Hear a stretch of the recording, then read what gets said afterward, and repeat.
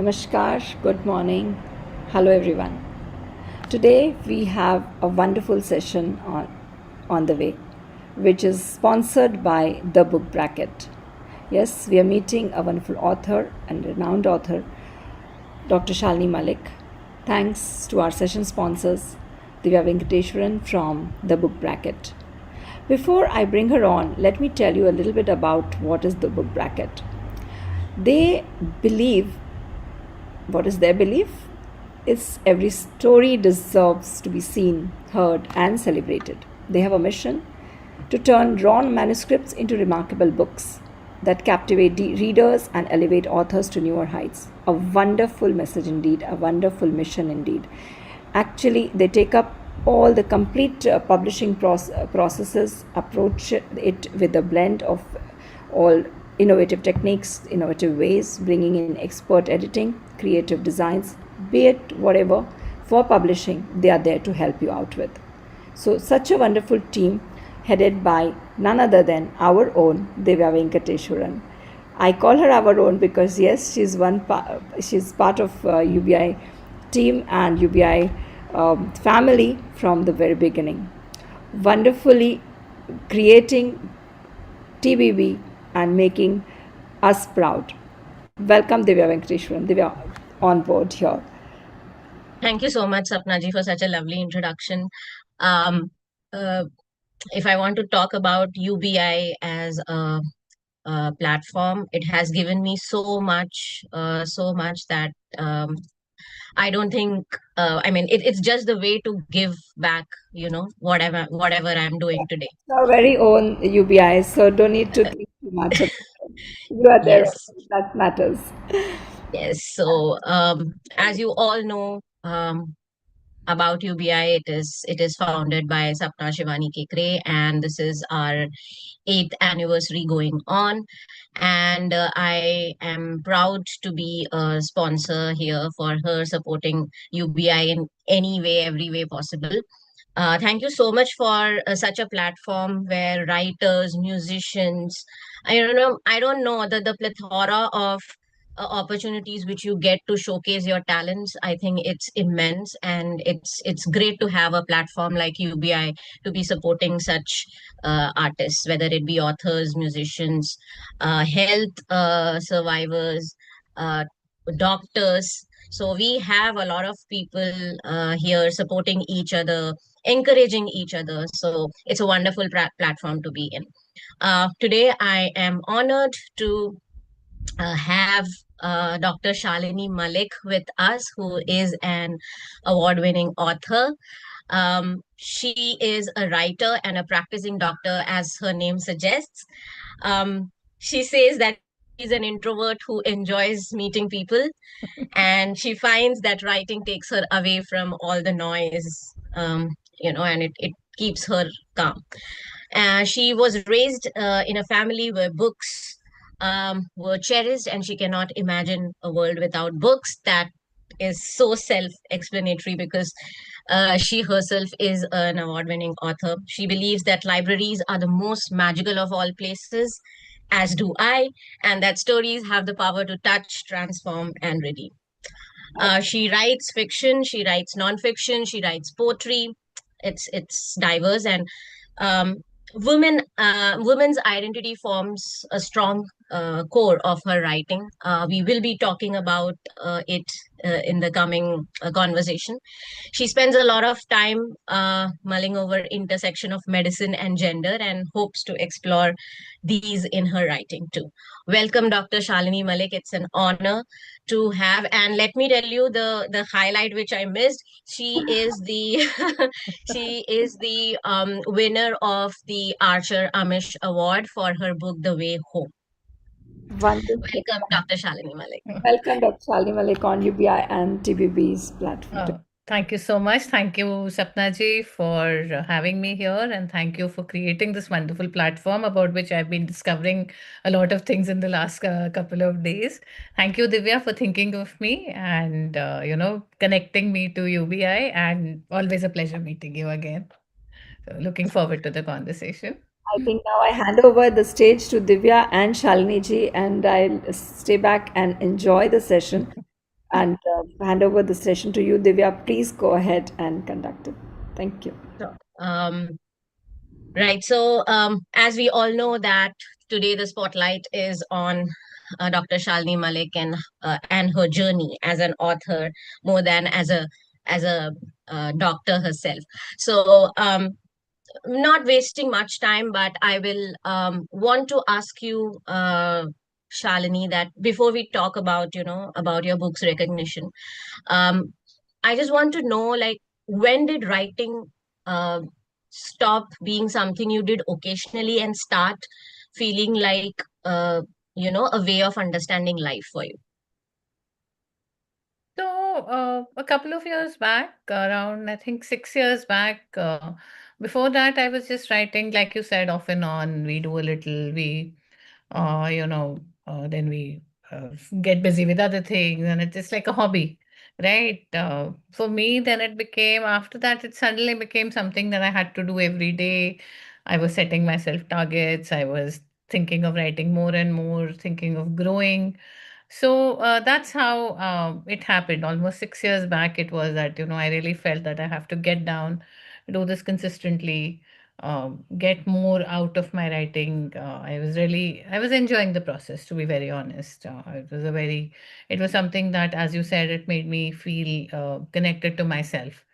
So that's when I started, building in more and more time to write, and also learning to write, because I mean, I'm not a trained literature person, right? So when then I started exploring how I could write better, learn more, learn the craft.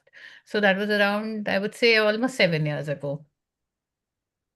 That's wonderful to hear. And we as writers who have a profession as well, find it Yeah. really difficult to get Yes. into that space wherein you have to disconnect from your profession and Yeah. put your writing as something as a priority. So as a writer, what usually comes first for you? Is it the emotion, is it the character, or it is just an observation which we do on a daily basis? So it's a little bit of all. Sometimes it's just a scene. It could be just a scene that I visualize someone in a particular setting, and that sparks a story. And this is true for short stories and for books. It's sometimes it could be about an emotion. Like in Stars from the Bottomless Sea, the emotion that I wanted to capture was love, and that was a. I started with the fact that I wanted to capture different facets of love, and then I crafted the stories. Sometimes it's a character. Um, like in The Way Home, Anya is the character, and I mean, she was living in my head. So everything else grew around her. I knew I wanted to have a girl who's struggling with grief.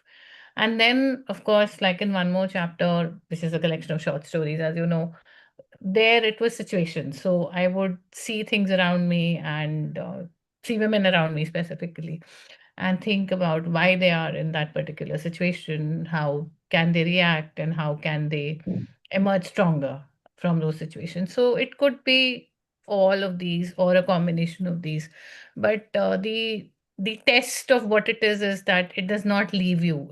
It starts living in your head and keeps walking with you every day, and that's when you know that you have to sort of tell a story about it. Yes, of course. And uh, I know for sure that there have been, even when we talk about an emotion or a character or maybe something, maybe a situation which we are writing on, and we want to be perfect about it, and we just go backspace on our writing and then come back and then enhance it. So yes, it's quite difficult to do that. And then obviously having a profession, you get distracted a lot as well. Mm. So distractions are also part of it. So since we are being talking about digital zindagi as a theme of UBI's 8th anniversary, um, I would like to ask you, how do you think that the digital world has changed the way we experience emotions, like maybe a grief, failure, or heartbreak? And also for the point that I know for sure that The Way Home was written during pandemic. So I think I mean, how does that how did you how were you able to get all of these emotions together into the book as well when we were in a digital world? So, to answer your first question about, how digital world has changed, I think that there are two ends of the spectrum and both exist. The first is that the digital space, it provides an avenue for a very falsely happy world sometimes, where everyone is just talking about the good that happened. Even if it's about overcoming something, they're telling you that they've overcome an obstacle, but that journey gets hidden, the mess of that journey, the uncertainty which that person went through, that is all obscured by the end point. Whether it's true or not, it doesn't matter.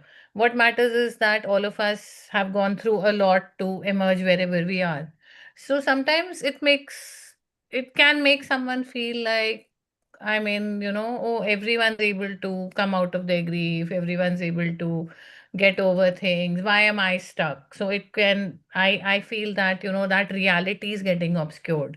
Um, so that's one. The second is also that you're not connecting really with the person who's posting. That human connect may not be there. So this is one end of the spectrum. But at the other end, I feel that digital world has opened up it has a huge potential of bringing like-minded people together, which is what is happening in communities, whether it is the book bracket, UBI, any other community.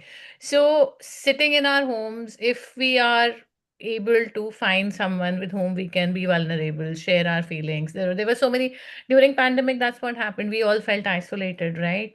But at the same time, there were so many support groups happening, so many people coming together online, people standing up for each other in whichever way that they could. So I feel that both the things exist. We cannot say that it's bad or it's good. Both exist, but I feel that the first one, where the falseness, it's a false, happy, successful world, is more obvious, and I feel that, it's very important not to get carried away by that, because that's not, like I said, even if someone today has achieved something, what they went through, they did every day when they woke up crying, they were not posting about it. Right. But that's a fact. Without that, they wouldn't be here, is what I'm trying to say. So I think it's very important to, take it with a pinch of salt, to be a little circumspect about what you see. I think it's very important to see whose posts or whose conversations resonate with what's going on in your life, and go towards that, not to get carried away by whatever the algorithm is showing you or whatever is, on the surface. So once you do that, I've made some very good friends on social media, people I met online and then I met them physically, and we're very good friends today. I've also had negative experiences. So I think it's very important to keep a balanced view. And, just to be a little careful, just be mindful that everything you see, even if it's true, it has layers which you're not seeing there. Correct. If you have that in your mind, I think it is a huge thing, bringing the world, making the world smaller. It's opening up avenues you never imagined, right? True, true that. Sapna ji, your two bits on it. If you are there. I mean, I think UBI thrived because we were in a digital living in a digital world. So I think I would like to get two bits from you.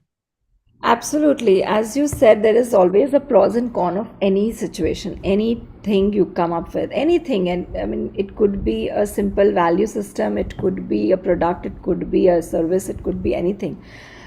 Similarly, digital Zindagi, yes, it has its own pros and cons. And at the end of the day, UBI is a product of digitalization. Being on a digital platform, we could only survive there. Otherwise, I've changed so many countries and I've changed so many cities. I could have not been able to do anything in life had it not be this digital like platforms like Facebook, Instagram, or YouTube. So today I hardly have met maybe a handful of our community members, but still we call it a family.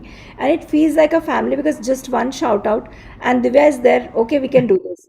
Kalpana is there, okay, we'll handle this. Shamsa is there, okay, I'll manage this. Ekta is there, Didi, don't worry, I'm there. That kind of family feeling. Few of them, yes, I've met them personally, but even before we met, I remember first Yeah. time I met Divya. It was not the first day when we met and we started the programs. No, we did so many programs, and after that we met after 2 3 years maybe. So digitalization has shaped and changed the world, I'm sure, for better. There is going to be Yeah. negatives, there is going to be hiccups, there will be things which you will have to be very, very wary of. So take care of those things. And I think we have had a wonderful other sessions. Digital artist session is there have been a lot of sessions on digitalization and digital zindagi in this 15 days. That's why one reason we chose digital zindagi is we can connect digital zindagi to anything and Yeah. everything. Digitalization has touched every part of the world, every person sitting out there, wherever. Your phone, your WhatsApp, it's everything. Like, I can say you can breathe digitally nowadays, probably. There will be no wonder there will be one day coming up that, you get capsules of digital breathing. The kind of work happening. Yes, I'm going to be making you a little worry about it. You have to be careful. At the same time, we have a very good family here. At the same time, I've had hiccups with people also. There were Yeah. challenges which we have faced. You become so close at the end of the day, then still there are, there are different faces which you see of people. So don't believe just per se, even if you have made a very good connect or whatever. Humane nature is such that it can change in a very different way as well. So when humans come into contact, be careful.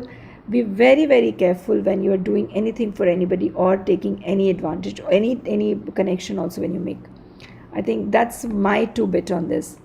Yes, Hope I was wrong. great. And I hope we would be taking questions from our viewers as well. So please post your questions on comments for Dr. Shalini. And if you have read about her, please do post up questions on the comment box. We would be happy to take it. I'll just Maybe. it here. I've just made a story from the event live now on our UBI Insta. If you want, you can just share it on your stories as well. Just add to your stories, and so we can be visible to everybody. And link, I have shared it with you guys on the group as well. Feel free to share it with whoever.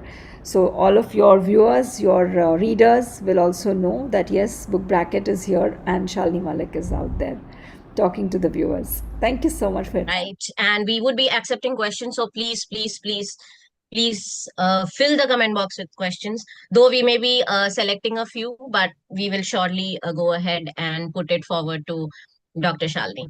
Um, so moving on to the theme itself. So for you, being living in a hyper connected world, has it changed uh, how you listen to your own thoughts while you write? Of course. Of course. It's so difficult getting out of the clutter.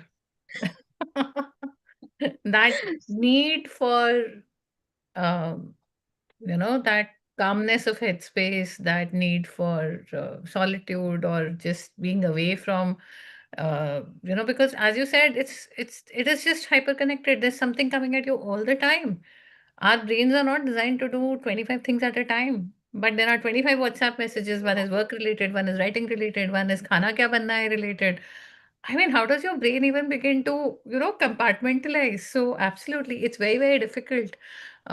So yeah, and how much will you run away? Like Sapna ji said, it is everything we do is digital. We are here. This is here to stay. This is how our lives are now. So yeah, I've made my own coping mechanisms. I don't have Facebook and Instagram on my phone. I only do it from the system because otherwise I have very little self control. I'll end up scrolling for like 2 hours and listening, seeing all dog videos, cat videos, and you will not have a book ever. So important.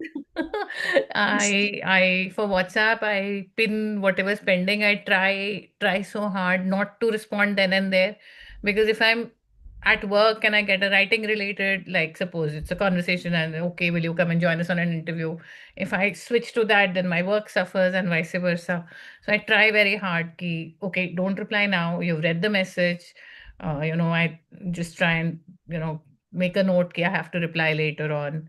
I try that I'm not checking my emails all the time, but Not It's really, it's a not uphill easy to task. control. also when you open your phone and you see like probably hundreds of messages, Yes, it you get so overwhelmed, like, oh it's my God, how overload. am I going to read all of them?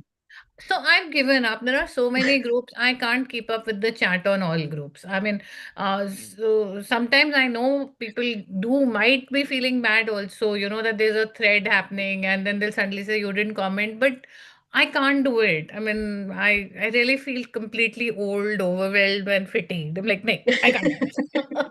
So yeah, it is a challenge, but then again, we have to find our own ways of coping through that.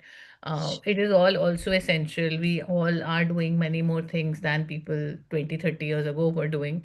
So we have to Right. find out, our ways of how we compartmentalize the different kinds of lives that we live, our priorities, and these are just two worlds. Then all of us are managing home, family, commitment. So, it's we have to find our own ways. So, like I said, these are some of the things that I do. I still use pen and paper calendars, so that I have it in front of me that okay, this दिन ये होना है. Otherwise, I used to get so confused. What has gone into Google Calendar? What has gone into some other calendar? I don't know what's happening. Absolutely. And also, like, some of us are not that digitally savvy as the new generation, right? So I stick to my pen and paper. I carry a printout for the month, and I keep filling up. Then I know I feel okay. So we have to find our own ways. You're very right about it being a Yes, challenge. and I hope we all find our way home. Yeah. Um, Difficult s- too, but I can agree to this, Shalini. When it's so difficult to actually address to all those WhatsApp messages and Yeah. all those WhatsApp chats. And coming from a community, I have no choice, but I have to at least see it once a day. So Yeah. now I have given myself also those slots that this I will not read till I have time to actually answer. Yeah. And another thing for WhatsApp users, whoever have a lot of messages coming up, as Divya said, hundreds or 500s of messages lined up there. Don't open it. That blue tick will catch you there, and you will forget that you have seen it. So Yeah. I recently, last few years, I've made it a point that I only open the message when I have time to answer it. Yeah. Yeah. Otherwise, Otherwise, I do not. There are few groups you have to archive them. You go through your archive once a week, and yeah. that's all you can do. You may clear it, or you can just check what is happening there. You cannot be present everywhere, and don't Right. left out. Don't. I know that feeling of FOMO. Are you missing out from something? No, you will not miss out on anything. But Huh. if somebody needs you so urgently, he will call you. I keep telling my family also and my team also. You have to call me if you need that urgent reply. Yeah. Everybody knows it. Give her a missed call and then she'll see the message. Otherwise, your message has gone below those 500 Yeah. numbers Yeah. and you will not be seen and heard. So that's a big, very big challenge. Yes. Very true. So, God, it is overwhelming in its own way, and the Gen Zs for sure. If you are handling one, they will only message you and not call you. And when you call them, they will not pick it up. of So, course. like, I face it a lot, and I just tell them, why can't you call? Why do you message? I don't see the messages. Please call. No, You no, no. not They give up, survive on send messaging. messages for a few days, and when they have an emergency, then they will realize it and they will be back to the situation. Ki, okay, mama has to be called, not Yeah. messaged. Yes. Oh God. It's crazy out there, the digital world. I think the digital zindagi, but it's a part and parcel of our lives now because probably we have seen a lot of things. The pandemic itself changed a lot, I guess. Uh, Dr. Shalini, moving on to your award, you have received the Archer and Amish Award, which is a significant milestone, is what I believe. And when I saw it, like, I was mind blown. So how did that recognition sit with you as a writer, and also did it validate your voice, or did it also come with new expectations? I think all of them, both the things. Of course, it's a huge, huge validation. I could never have imagined such a thing happening. Sometimes I still can't imagine that such a thing has happened. So it's a huge validation of the work that we do. It's a huge validation of my writing. It's a huge validation of my entire journey, a huge validation of the stories that I want to tell and continue putting out there. Expectations will always be there. Expectations were there. Uh, the minute you put yourself out there, you are facing expectations. And with every achievement, they will increase. My debut book was longlisted for author. That pushed up the expectations significantly. Every time I heard, what's next? When is the next book coming out? And honestly, it's a lot of pressure. So thankfully, by the time Archer Ramesh happened, I had learned to, separate myself from the pressure. After my first book, honestly, there was a lot of pressure because, everyone, this is so nice. We love the book. When can we read more? It takes time. It takes like Yeah, 2 days, 2 weeks to finish a book, but it takes 2 years to write one. I can't just come up absolutely. with another one. Here, yellow. That's not how it's going to happen. So with Archer Ramesh Award, one, the validation, both external and internal, for myself also, because all of us suffer from a lot of self-doubt. Imposter syndrome is more than real for each one of us. So both. I don't doubt myself as much as I did anymore. The blank page will always be a challenge for all writers. But somewhere then, you can go back to the fact. Beyond the award itself was the whole award ceremony, the whole event where I had never imagined growing up reading Jeffrey Archer, the fact that I would meet the man, meet him, share a stage with him, have him pat me here and say good work. I mean, so that's an entirely different and that's just something that I can relive all over again. So it's given me more, not just validation, it's also given me this little thing, like I like to call it a nest egg, which no one can take away from me because Yeah. whatever you say, it was the first edition. It Yes. was the inaugural award. No, the award will happen every year, but the inaugural award will happen once. Once, So for me, yes. it's my little thing, which gives me joy every time I think about it. It's brought me a lot of love. Uh, Expectations are higher, I know. There's no getting away from that. But when you write, you have to detach from all of that. Yes. I may be the Archer Amish Award winner, but I'm only as good as what I write now. And it's as challenging. Writing does not get easier. Whatever awards you win, Yes. it may become more difficult in the time to come. I hope it doesn't, but it definitely doesn't get easier. The process, the internal churning that you go through, the external doubts that you face, the questions that you get from everyone, they remain the same. So, but it's grounded me in a lot of ways. Brought me a lot of joy. I was like flying in the sky, but now I'm like ground. Now I'm very very grounded in the fact that I know that I will only tell the story that I want to tell. I don't feel the pressure. Earlier also, didn't give in to that kind of pressure, but now I'm very very confident that only when I feel that a story needs to be told in a particular way, will I undertake that activity. Great. We would like to also touch upon the book which won you that award.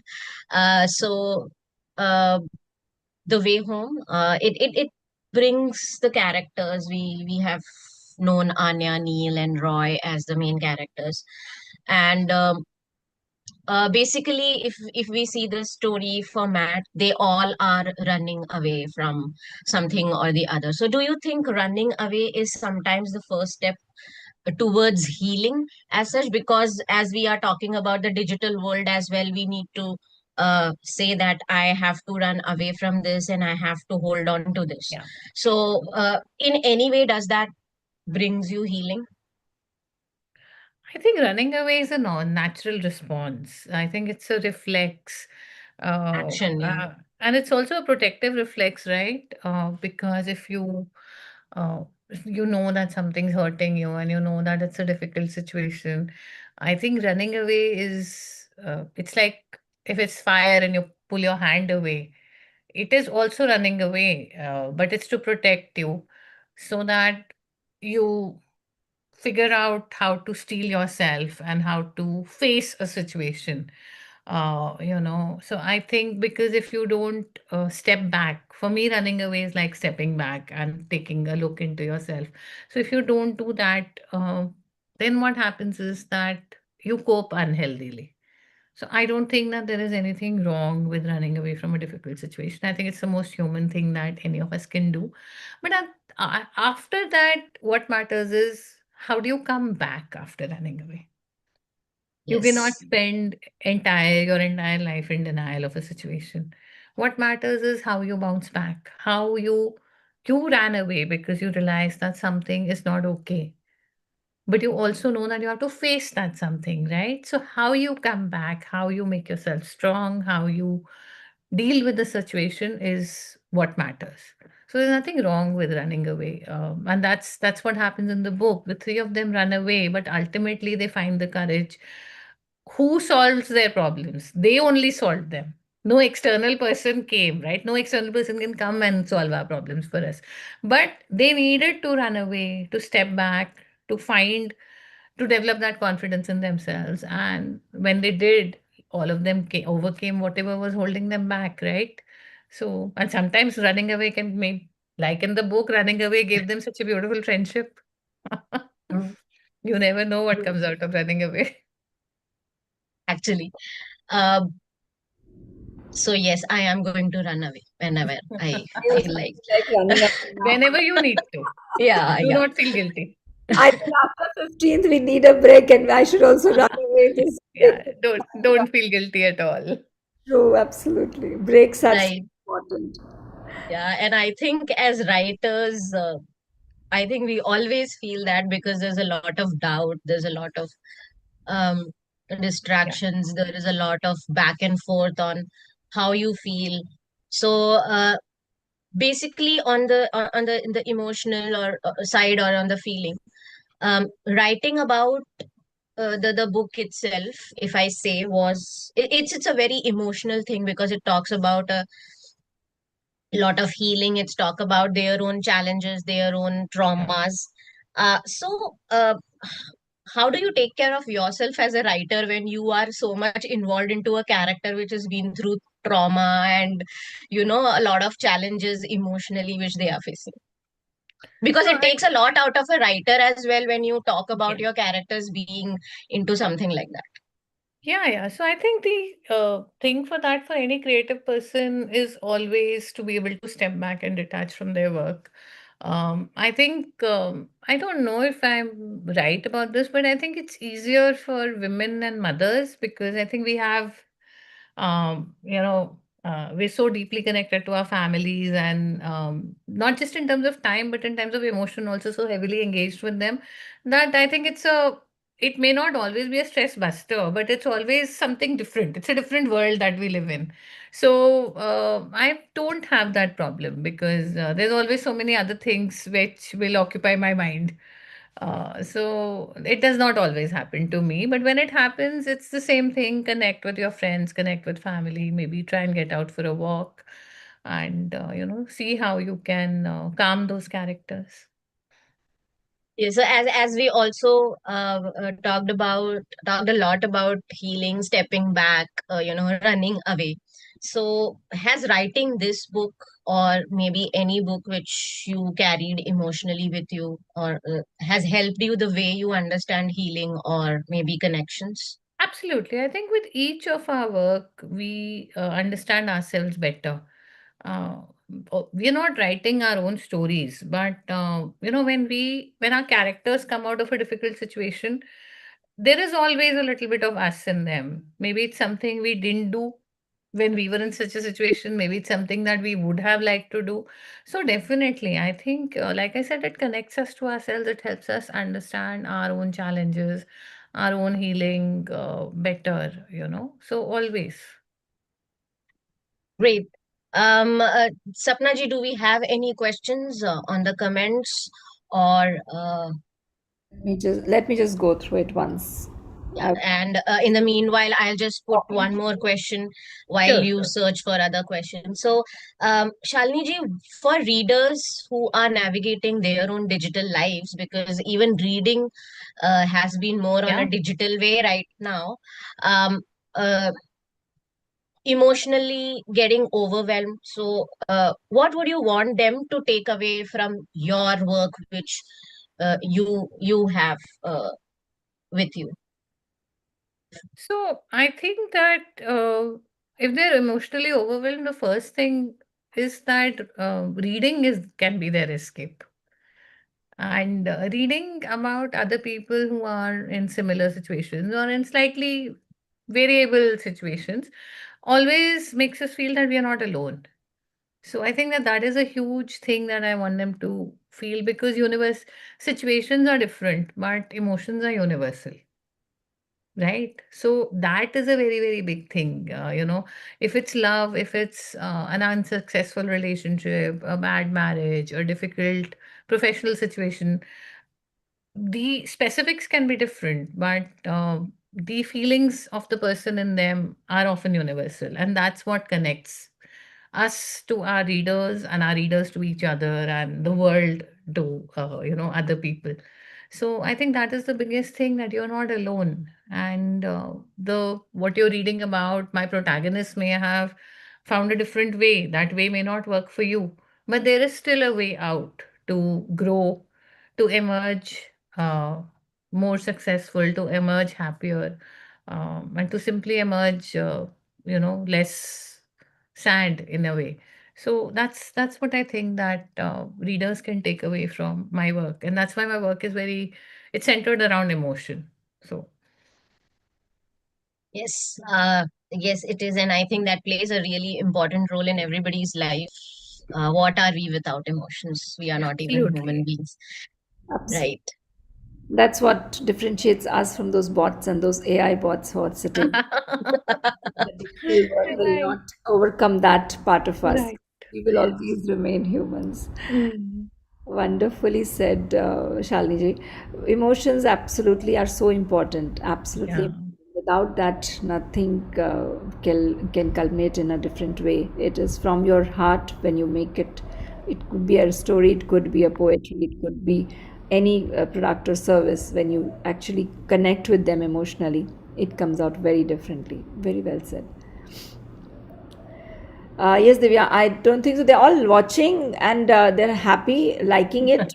But, there's no question. So I think the questions you've taken care of, and you are doing a good job. So you stick to your questions, and if I have So I think, come up with, right, right. So I think I assume whatever they wanted to ask, I already you asked. already asked So it. You're Yes, true. asking, and they have full faith in you that you will ask if they've not asked yet. great. So, Shalini ji, how has reading helped you? I bet for sure that you would have read a lot yourself. Oh yeah. So how has that helped you in your writing journey? So I think that anyone who does not read, I at least for me, I don't imagine how they can write. uh, because writing cannot exist in a vacuum. I Yes. think reading is the first step. It improves our one, not just broadens our horizons. It's about the kind of work that you are imbibing subconsciously. And for me, reading has been a lifesaver. I mean, I read a lot. Once I started writing, my perspective towards reading changed a little bit. I would try and look at the book about how the author must have written it. Once you learn the technicalities, you try and see, oh, this is a book written in first person POV, this is that. But even if you're not doing that, you're exposed to so many different styles of writing, your vocabulary, your language, all those things. That is just one aspect. The second is, even you don't need that much of internet to do your research. Good quality deep research will only come from reading. Even if you're writing a fiction book about another city, how are you supposed to find out about it? So reading for me is the first step. I really cannot imagine writers without being readers. So it has helped me tremendously. I think I True. agree on this point because, frankly speaking, when I used to read a lot, now I've stopped reading and my writing has stopped. I think to start my pen to flow, I better start reading again. Yeah. Because Bing bang work, which we do, the back end and front end and all that, at the end of the day, your own, Yeah. personal space gets occupied with all this other work. But as a writer, I must say, I can feel that happening with me. So Yeah. everybody who's listening to us, don't stop reading. Whatever it takes, go back to the books. Yes, True. and Very true. for that matter, I always carry a book in my bag, whether it's my office bag, whether I am going, the book there. I don't know whether I pick it out or not, but the book is there reminding me that look, you have to read me. Okay, Absolutely. so what I do is when I go to my office, I have a book inside. I'll keep it in the desk. Whenever I find free time, like even 10 minutes, I am going to read you. So yes, that's I think that's more important Yeah. because sometimes we get so busy with our own lives, with our own challenges, that we just skip Hmm. reading. and Yeah. and there are days when I have gone like without reading. It's not that I don't want to take out the book, but I just don't feel like it. So I think that's very important, and that is why I have made a point to carry a book everywhere, even if I am not picking it up. But Yeah. it's there in the conscious mind that look, there is a book inside, and you have to Yeah. pick up someday and read it for sure. So yes, that's one tip which, if anyone is blogged, Yes. um, This please, reminds please. me of one moment when my daughter was young. She used to love reading. Even now, she loves to read. And I remember the times when we used to go out anywhere we used to go out. She used to have a small book with her. And by the age she was, I think, 9 or 10, she had completed the Roald Dahl series and so many series I had bought Wow. for her.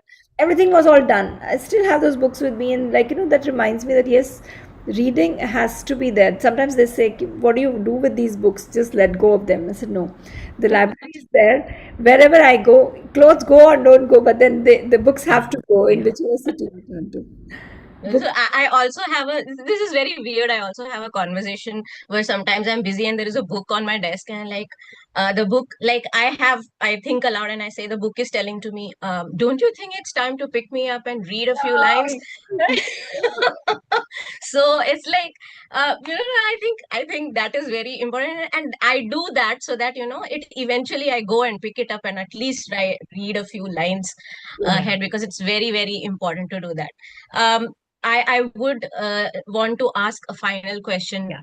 Sure. Chalini ji. uh, when you look ahead, what kind of stories are calling you now?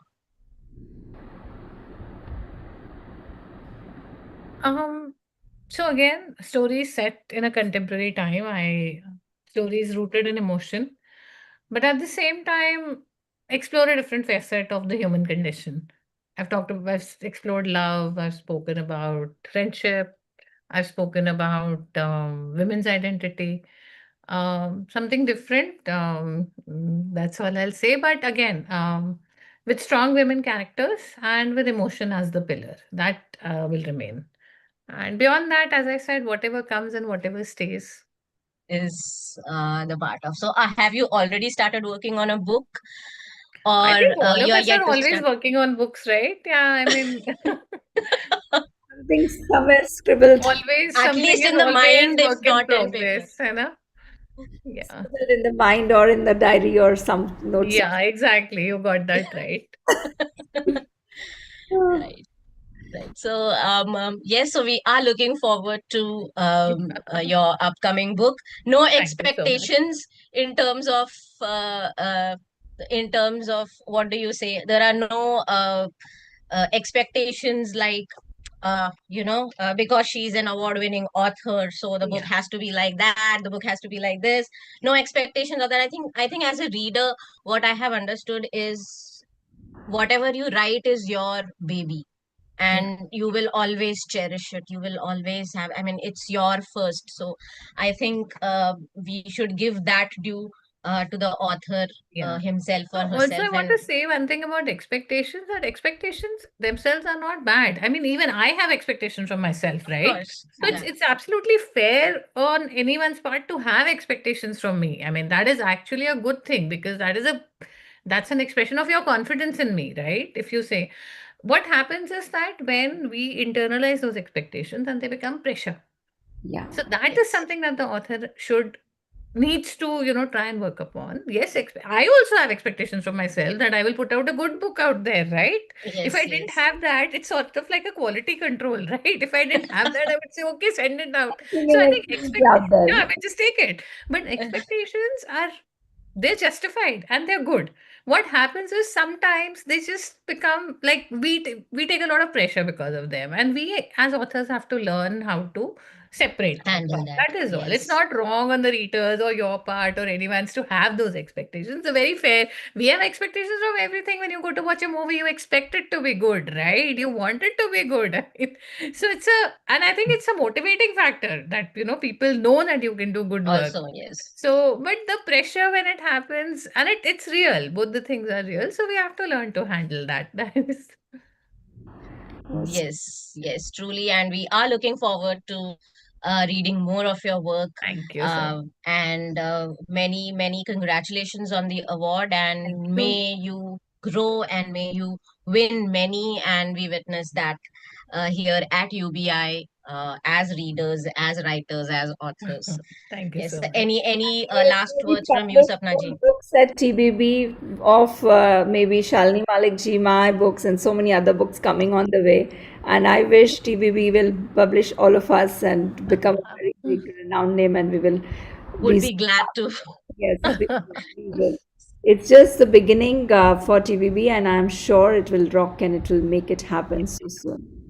Just a few questions which are still like lingering on my back of my mind. As a writer nowadays, everybody wants to show their book, and we are there talking about a book. There's nothing wrong about it, but do you think there is a lot of competition or a kind of selling pressure on writers? Because we write for our own well-being, and we love to write, so we are putting it out there. But do you think today's world, the writers who are publishing their books are taking it on them as it taking it as a point to sell the maximum books out there, instead of or just putting out 10 number of books in their kitty? I've published 10 books, I've published 20 books, I've published 5 books. Or like, how do you look at this whole perspective, and what do you say about the marketing part of the Very, very valid question. I'm glad you touched upon it because a lot of people just sidestep that part. First, yes, we do write for ourselves. But secondly, it is also equally true that we do want to be read. yes, We all want to be read. Otherwise, we would be writing under a pseudonym. true. Or we would not even wanting to publish. We would be happy with the manuscript or the words sitting in our laptop. But that desire to be read, to have our words go beyond ourselves is real. It's Mm, again a very justified thing. Now, coming to the marketing part, what you said, the authors, most authors I know, including myself, are actually very quiet, introverted people, and that is why they started writing. So inherently, most that is the personality of many of us, yeah. right? That happy to sit in a corner and read. I've always been that girl sitting kone mein book pad rahi hai, not bothered in going to a party. Then kone mein book likh rahi hai, not bothered in going to a party. So for us, if we are doing that, yes, that means that there is pressure. There Mm, is pressure to go out there and tell people about our book. mm, There is pressure to so-called market our book. I don't know about sales because sales figures come differently, come late from publishers. It's a different ball game. But at the end of the day, it's a very crowded space. mm, Most people are writing books for different reasons. mm, Not everyone's Yes. reasons are what you and I discussed. mm, Some people write them for fame. Some people write them as a career step up milestone. There are different reasons. Now, with so many people writing, how do you know, Sapna ji, that Shalini wrote a book? yes. If Shalini does not tell you that Shalini wrote a book, you will never know. So the pressure is, yes, what you're seeing sometimes you feel ki अच्छा नहीं लग रहा. Why are they doing this? But it's a real thing for the author to have to build that space for their own book. There are so To many be books, there are so visible. many publishers, there are so many bookstores. Otherwise, unless you're a Jeffrey Archer or an Amish, no You one are will not. know. Then it will literally be like me and my family and my chachi and my bua, and but then we want our words to go beyond that because we're confident that we're doing good work. If I didn't, how would you know? How would Divya find me? How would I find TBB? So uh, it's for every author to find their own sweet spot. If Absolutely. someone is liking it, someone wants to be out there 24 hours a day, it's their choice. someone like me who's not that comfortable, it's my choice. At the end of the day, we still don't know how much this helps in selling. True. Most of us don't know, right? So, I mean, I don't know if someone will actually buy my book, but I can just hope that if they listen about it, if someone wants to pick up a book about love and they've heard me speak, they will pick up Stars from the Borderless Sea. That is my hope. That is what I feel might happen. But at the end of the day, if I didn't do that, Nobody would have. then no one would know. So we can't, it's very hard on the author, what I'm trying to say, that having to be out there. Like I said, we are all introverts. Most of us are very strong introverts. Want to do it, but then we have to do. And we are already doing two jobs, our Yeah. job and writing, Yeah. and our personal So life. much So pressure. this is a fourth job. So if Yes. someone's taking it up, True, true. it's needed, is what I'm trying to say. Yeah. And to each their own. But yes, the responsibility for so-called marketing your book, or at least talking about your book, giving your book visibility, it is the role of the author now. And most authors are realizing that. So they're doing it in whichever way that they can, whichever way that is accessible to them. That is my take Yes, on and it. I think it also adds a lot of pressure on ourselves as authors that, Yes. how should I put it there? Out. Yeah. So Like that's what I where, meant, that if we are yeah, doing this, it is a lot of pressure that we are taking. We enjoy it, but at the same time, on those in those time, we could be writing our next book also, no? actually, Time is limited. So yeah, you're right about it. But then that is the way that the world has become. Like it was with digital, कि It's ये not ऐसा ही है. choice. It's something which we have Yes, to do it. exactly. yes. Like it was with digital Zindagi, digital world. We are now in this world. This work. I hope I answered your question. Absolutely, you answered. And why I picked up that question was only one reason. I remember when I published my first book and I was standing in the book fair, I always tell this story. I was having some foot issue and all. I had a ligament tear. I was wearing a big shoe. But still, I just knew that if I don't tell that I have published this book, nobody else will be bothered to Exactly, have. exactly. And That's the only the that UBI is the thing. actually started from that one thought in mind. Yeah, As I showed my book, there were so many other writers also who had come all decked up and they were sitting in that corner of Notion Press, which was curated for, you know, the authors. They were waiting for somebody to come and take their autograph. And my sister was there with me, and she opened that book and she started telling the others. And within half an hour, 45 minutes, we sold all our 10 books which the Notion Press had got, because they never expected or for a new author to sell yeah, that many books. For out of those 10 days, within the first hour, we sold that books only because we could talk about it. We could share yeah, that. In the world, Yes. there are thousands of books. There's thousands of exactly. there are thousands of services. They do not feel ashamed of talking about your book. Do not feel ashamed of talking about your work, And I unless mean, you tell it's like you are Divya proud. said, it's like our baby, no? Yeah, you We have talk so proudly about our children, Yeah. na? show So up and what's wrong with it? I mean, so not everyone writes a book. not Not only everyone publishes. You've done something so big. also is the same, and Divya also agrees to this concept that yes, we have to tell the world that there is a book called, like for me, it's Oski Bunde or Abasi Yeah, Dunya Anokhe Rishte, or all those 7 books of UBI, Health yeah, Warriors, all these books. absolutely. They are my babies, and if I go and send it to you, the message or on WhatsApp or on Insta, just I agree. Don't want to listen to it more. Don't look at it, but don't block me, lah. And to each their own, to each their own. I think everyone will find their own Yes, and sweet Yes. spot. don't feel ashamed or don't feel hesitant Yeah, of talking about it. I really want to say this to all the writers out there who are publishing for the first time, especially for the first time. Second yeah, time, तक आप पक चुके होते हो, आपको पता होता है what is the ball game. But the first yeah, yeah. writers out there who are writing have that conviction where you're doing right. So talk it out to the world. Now, Yes. even Right. Dr. Shalimi Mullick agrees to me. Yes. Yes. And TBB is there if you want to talk. Yes, We they are are there more to than happy to UBI. consult, support you through your publishing journey. Yes. Absolutely. We are there to help you out to reach out there. Awesome. Yes, Divya, over to you to whatever you want. Um, yeah, so I think that's it for today. Thank you, Shalini ji, for Thank you. Thank you, Divya, for this lovely coming conversation. on the anniversary show. It's been an honor. I have interviewed her before, but that was before the award, so it's now Yes. it's now a level up for me as well. So Thank you so much. right, so it's been a very good experience. I think I had a wonderful time today having you both. सपना जी को तो मैंने खींच लिया क्योंकि वो generally ऐसे No, it पीछे was a छुप lovely जाती हैं. conversation. Thank you Yes, for having me, yeah. Sapna ji and Divya Thank both. you, Shali ji. Thank you so much, Shali ji. And Divya and TBB, I really wish all three of you all the very best to many more books to come in the name of Dr. Shalini Mullick with Divya as well as TBB. So, Right. Thank wishing you you so all the much. Thank you best. so much. And audience, I feel you enjoyed the show. I think, I hope that you had your, own findings of how, an author feels emotionally, how they go on to write a book, being busy in their own lives, the challenges they face. And I think